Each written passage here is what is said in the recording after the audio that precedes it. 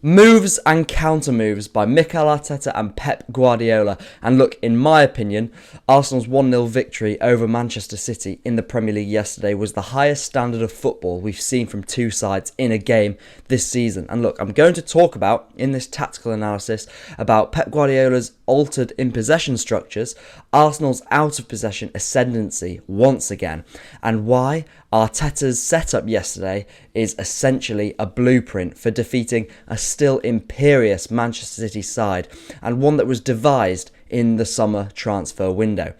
Welcome back to the Harvey Grayson YouTube channel. We've got that and so much more to cover today, as I give you a tactical deep dive onto Arsenal's 1-0 win against Manchester City. Let's get on with it. We're going to start with the first half and the tactical battles, the chess matches, the changes in shape from both sides, because Arteta initially went with a very aggressive man-man press against an altered Manchester City build-up. Pep lined up in this sort of 2-3 build-up shape, a structure with Diaz and Nathan Ake as centre-backs, Bernardo Silva deepest in the midfield in that number 6 role, with Lewis on his right hand side and Kovacic drifting deeper on the left.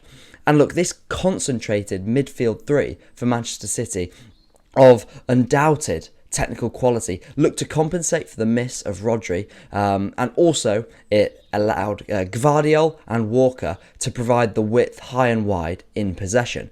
Now, Gvardiol and Walker occupying these nominal winger roles, let's say, does seem strange, but there was a reason for that.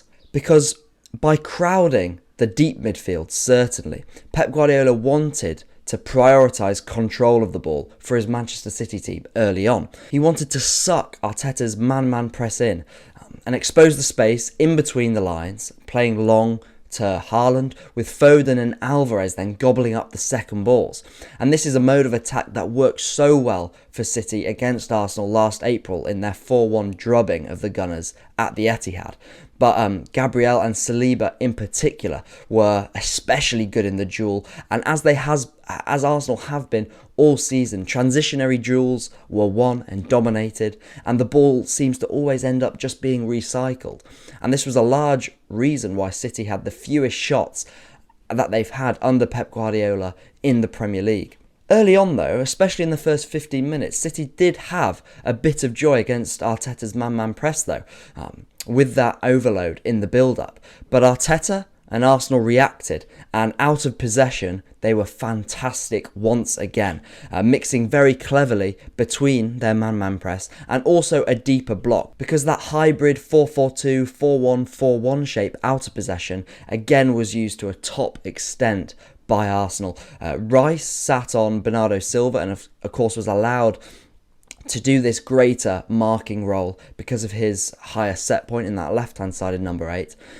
The wingers on either side for Arsenal pressed up against the wide midfielders in Manchester City's midfield 3, remember in that 2-3 build-up shape, and they used good body angles to compress Man City and to try and force them to play the ball out to Gvardiol and Kovacic's side, which was definitely a plan pre-game from Arteta, certainly a less dynamic side from Manchester City's point of view.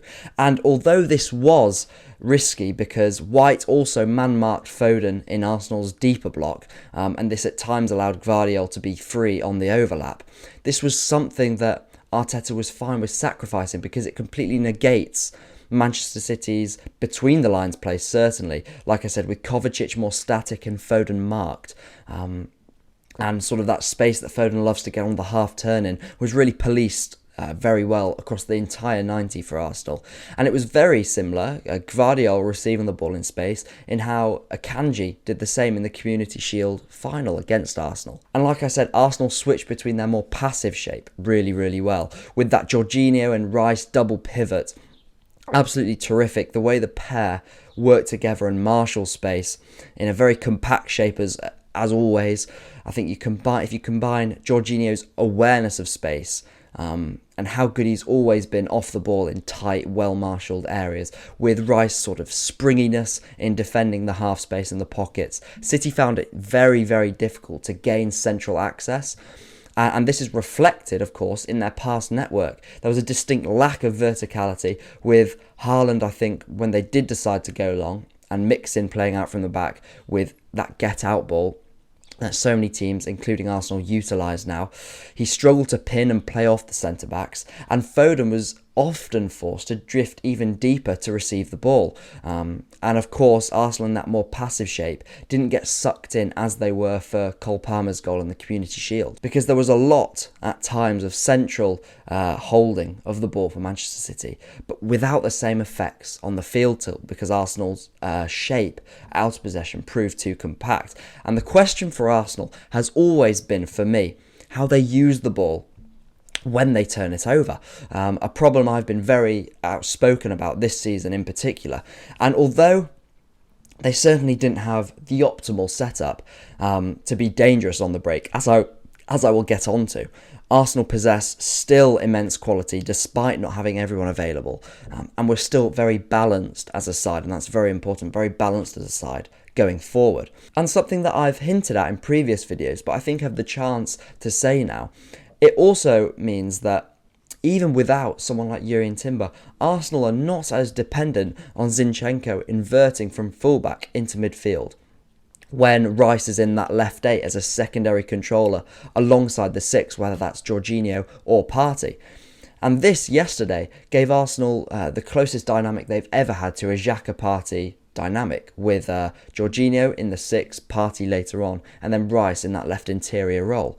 And it was very similar as well to the Timber and Rice partnership in the Community Shield, where Rice dropped deeper and allowed Zinchenko to roam high and wide or into the half space in settled play and overload that left-hand side. And this again was seen in the passing network for Arsenal, with Trossard also used to drift centrally and provide those moments to get out and release there for Jesus on the right. And this sort of dichotomy between left and right was flipped when Martinelli came on, of course, in the second half, and Jesus was prioritising doing a more retentive role. And he did, and look, Jesus did a really good job, I think, the whole game of balancing his role between retention and sort of trying to tie together a more separated right-hand side, and then in the and also being that transitionary weapon that we lacked in the first half, and then also being again a more ball-heavy player in that second half. But going back to Rice in that secondary controller from the left 8, and why it certainly takes the pressure off always Arteta playing Zinchenko, because it provided that constant, abundant passer and staying presence in that left-hand sided half space, and also Rice acting as that dynamic ball carrier and giving us that retention in those very tight spaces. And this is very important when someone like Martinelli, in the long term, of course, when he comes back into the side, will be playing on that left-hand side in that wing position, as it plays a nice foil for his space invading. And this is another dynamic issue that I've aired quite constantly, and Rice in that left-hand interior definitely provides a solution for that, acting as that ball magnet for Martinelli's space invasion. Think of Rice as sort of an anchor piece that then pieces move around, and if someone else assumes that space that Rice has moved into, maybe that is Zinchenko, maybe it's someone else, it gives him then the license to box crash, and I think his combination play certainly attunes itself for that. So yes, with Rice and Jorginho, or Rice and Partey, whichever mixture plays there, we have two natural controllers. And in these real big games, the need for Zinchenko isn't actually as integral. Jorginho always has, but yesterday in particular, I think he had lovely retention in deeper areas, and then also had that verticality when we were circulating the ball around the Manchester City box. And this helped bring in the runs of Jesus in behind, and also White on the overlap when we switched to that 2-2-6. So of course, Alexander Zinchenko is still uber important for Arsenal. I'm never going to say he's not. And especially I think now against deeper defences, when you want always sort of someone occupying that left-hand sided half space and someone in deeper areas. But in these types of big occasions, you can, in a way, cheat the inverted fullback out of it. Potentially play Kivior at left back and prioritise the transitionary defence more, and keep that double pivot always of Rice and Jorginho in the midfield. So that's just a new sort of dynamic, and something I'll get onto is potentially a Manchester City blueprint that we will see in the future. And I talked about a balanced Arsenal side up against Manchester City because, of course, although they missed Saka and Martinelli undoubtedly, they still had the retention in that first half of Trossard on the left wing and the directness in Jesus. The only thing that you could say they were missing was that direct straight line running power that is so important against Manchester City, and hurting Man City in the transition was something Arsenal struggled so much with last season. But it's something we may have solved now. This is something you'll guess I will inevitably touch on. Martinelli as that wide free man on the left-hand side, left deliberately separated from the outball and target man. And that's part of these new attacking dynamics Arteta has introduced this season. And look, Pep also pressed Arsenal in that first half in a man-man style. And this shows how tactically there is so little to split the two sides. And the parts and the moments that these games are won are really in the fine margins, whether that is having depth or the experience across a season, or when we're talking about individual games, winning those key battles and moments. And this can be done through athletic superiority, which both sides really have in abundance. And it created a sort of dogfight out there and was such an interesting watch. It also, you can gain that edge with how unpredictable you can be, or most frequently now, how you dominate the transition. And it's why I've been so particular with my criticisms on Arsenal this season, with how we use the ball in the transition when we force that turnover. Because we have the physicality and aggressiveness to win that ball back, but the maturity in how we use it hasn't been there until yesterday. And this was the blueprint to win those sort of moments and gain those fine margins when the teams are so hard to separate. I think in terms of criticisms for both sides yesterday, it was hard to find, but I'm going to offer one for either side. I think for City and for Pep Guardiola, you can see the reasoning behind the prioritisation of that deeper control over playing sort of a natural winger, if so. So I think that's something you could criticise them for. I think for Arsenal, how we use the ball at times in the first half against City's press, I really wanted us to lure their press in and bait the press slightly more. Play the ball into sort of Rice and Martin Odegaard's pockets and then bounce it in and out wide and sort of break and breach that press. Because Kovacic, Lewis, Alvarez and Foden, I think pressing against Jorginho, Rice, Odegaard, those Arsenal three should really come out on top. And I think the only reason we didn't do this as much, especially as not much as I would have liked down that right-hand side, away from Walker's sort of side, the only reason we didn't do this as much was because we didn't want to get pressed into a corner by Man City. And although Raya is very fine going long, and Nketiah did his best as he always does as that outlet with his sort of natural relentlessness, even if he does have a lack of height, let's say, we still didn't have that natural outball. And I think Arsenal were conscious of that and not getting pressed into a corner and just turning the ball over and affording Manchester City dominance of the play. And on a side note, I absolutely loved David Raya's performance. I think the one difference between him and Ramsdale in the goalkeeper's position right now, I said this on Deluded Gooner's channel, is not quality. Quality isn't the issue. It's just confidence. And don't listen to the comments that some people are saying on Raya's jitteriness, because if you can criticise him at all yesterday, it was anything but. It was actually the opposite. Maybe he was too composed. So yeah, the difference is confidence in Raya and Ramsdale, and that transmission to the defence and team is something that Raya gives Arsenal right now. But now let's go to the second half and really the definitive moments in the game. There were more tactical tweaks that the coaches had to react to, but you also see the formation of Arteta's City template, City blueprint. From my point of view, as soon as the game was 0-0 at half-time, That double combination of Martinelli and Havertz was screaming to come on, as I'll get on to. And it was one of those opportunities for me that opened up the game and made it a sort of must-win for Arsenal, as strange as that sound. And I think Arteta definitely saw it that way. Of course, Martinelli on at half-time, and Jesus as well as Arsenal wingers. They were much more aggressive in their positioning, pushing City's centre-backs in Ake and Diaz, who are obviously split by Nketiah pressing Ederson in the middle. And they also shadow man-marked Walker and Gvardiol to try and force City to turn over the ball. But once more, Pep Guardiola reacted to this, and he opted to switch the play for Manchester City much more regularly. And this shift of approach, shift in directness, and in a way, giving up that sort of central control that they wanted to in the first half was exemplified in Guardiola's set of substitutions, because Doku, Nunez and Stones came on for Alvarez, Kovacic and Lewis.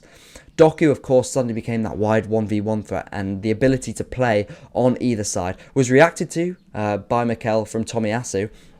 And this meant that Doku wouldn't have gone up against Zinchenko on the right-hand side 1v1, and he actually remained on Ben White's side. Of course, when Arteta saw that Tomiyasu wasn't up against Doku 1v1 and it would have been Walker again, he actually allowed Tomiyasu to drift forward, almost playing a second striker role, acting as another outball alongside Kai Havertz. But back to Pep Guardiola's change in mentality in the game and substitutions, because Nunez also came on for Kovacic and provided greater legs in midfield to try and break the lines in a different fashion.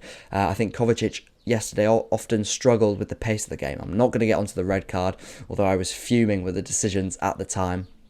And I'm not going to get onto that. But Nunez, I think, added that athleticism alongside Stones in his replacement for Rico Lewis to try and go toe-to-toe with Arsenal in the transition. That was Pep's and Arteta's plan, ultimately, as the game wore on. And it made the game incredible because it was completely there for the taking for either side. There was nothing splitting the sides. And that's why I say it was a bit of a dogfight. These athletic monsters going toe-to-toe in the duel. After a real nullified tactical battle between the two managers. One manager adapting and making a new sort of tactical tweak, the other one reacting to that. And it was something that Arteta has definitely learned from that fretful day in April in Manchester last season, when Pep moved from a 4-2 build-up shape to a 4-3 and completely overloaded Arsenal and, in a way, confounded Arteta as to what to do. But why did Arsenal become so threatening in the transition, and why was I so happy that that was the case? Because here came Mikel Arteta's changes, and Havertz and Martinelli were my dream substitutions. Like I said, I was calling throughout the whole game. We infused that straight line running power, which is the last sort of thing in our attacking dynamics we were waiting for. And even without Havertz, I think, because obviously Martinelli came on at half-time, Jesus still did a tremendous job of being that outlet off the right at times, taking balls down over his head, pinning Gvardiol back. And even though at times his sort of decision-making can be improved, he generally retained possession very, very well when Martinelli came on. And you guys know I've loved Jesus as a winger, and I've wanted to see him there so much more often from Mikel Arteta. But back to Arsenal in the transition and back to their big space setup. Remember this outball and this central clustering often around the right hand side that Arsenal are using, and then to separate Martinelli as that wide free man on the left, bypassing the second phase of play, is something Arteta has introduced this season and something I've been very, again, outspoken on. And Havertz, of course, became that outball when he came on, something I've been exhaustive of how when he signed, in the long run, he will be moved as that centre forward or that Ramdeuter type against low blocks in that 3-1-6 shape. And Jesus and Ødegaard clustered around Havertz in that inside right channel to gobble up those second balls. And I think combine this with Jorginho in possession, then pulling away more to that right hand side, it left Martinelli as that wide free man. And look, him and Doku for Guardiola and Arteta are two sides of the same coin. And this is a structure for this Arsenal. This staggered structure, this big space setup, is one that damages any side. And this is one that has been implemented for the big nights in the Champions League, for the Manchester City affairs, for the technical and physical games. It enables instant progression up the pitch and more time playing. In City's half, it was a real shift from the first half to the second half. Now it was about overloading the right hand side, winning the knockdown, giving Martinelli the space to run and be released. And it's typical that the game came from playing long to Havertz, something Partey's verticality actually will be super for. And it's great to see the team not just using long balls to sort of make that more direct approach, but also taking a more diverse approach in attacking the smaller spaces and going long to Havertz, not just from outballs. And it's something that we need to improve on in our game. Maybe Partey can give it, but also something that we need to add is those half-space crosses and balls into the box from outside the opposition blocks and in those half spaces. And it's such an effective way of attacking and bypassing an opponent's block, especially if they don't have a real physical back line. And it's something, by the way, that we've never done reliably under Mikel Arteta. Xhaka was our biggest player of those sort of crosses last season, but obviously he's left now, and I think Ødegaard has to be the player that steps up and takes the mantle in a way for those types of crosses. Interestingly, Martin Ødegaard this season has 0.74 crosses per 90 minutes, which is super, super low, especially when you compare it to Kevin De Bruyne in Manchester City last season, who had 6.42 crosses per 90. Of course, it helps that he can over and underlap more than Ødegaard, but those back post crosses, particularly to Kai Havertz, is something that needs to be introduced to Arsenal. Otherwise, we won't be as complete as an attacking unit as we can be. So, of course, Havertz allows us to bypass the second phase and skip over the toil of breaking a side as good as Manchester City down, if you will. And he can be, at 6'4", he can be such a pain to any defences. His aerial numbers as well, success rate, are staggering. And it's about dominating the in-box action in those key moments. I think for Havertz, it's about simplifying his role now that he has been transitioned to the Arsenal team. Utilise his link-up play exclusively with his back to goal in between the lines, invade space created for by others, and be in the right place at the right time, like a typical Ramdeuter would be. Not the added pressure of being sort of the bigger toucher of the ball and joining the team through the thirds in that left interior role, where even as he's playing as a shadow striker, at times that lack of second phase presence is either put on him or Martin Ødegaard when it doesn't have to be. But like I said, this, I think, for Arteta is the City blueprint, but I also don't think it changes anything from Pep Guardiola's point of view, because there's so little to separate the teams tactically. These fine margins can ultimately go against you, and it was such a close game, and it was a deflected goal that won it for Arsenal. I think going, now touching on Arsenal long term, again, something I've aired previously, and how the team is set up for the biggest occasions. It's flexible whether we actually have to invert a fullback or not. And I think Timber gives us this optimally from his unpredictability of not just inverting from the left to right, but playing as that outside, more conservative wide centre-back on the left or right. And moving away from sort of the midfield dynamics and how we control games, Havertz, of course, in the centre forward, Martinelli as that instant transitionary weapon off the left. And it gives us, reliably, 6 players in the build-up, and plus the goalkeeper, if you want. And of course, that's the newest tactical implementation into the league this season. The goalkeeper acting as a +1 in the build-up, as sort of a left or right centre-back. And this also gives us, again, without the need to invert a fullback, having 4 quasi centre-backs on the pitch and 4 weapons in attack at all times, able to play a 3-1-6 or a 3-2-5 in settled play with sort of that perfect balance in either shape.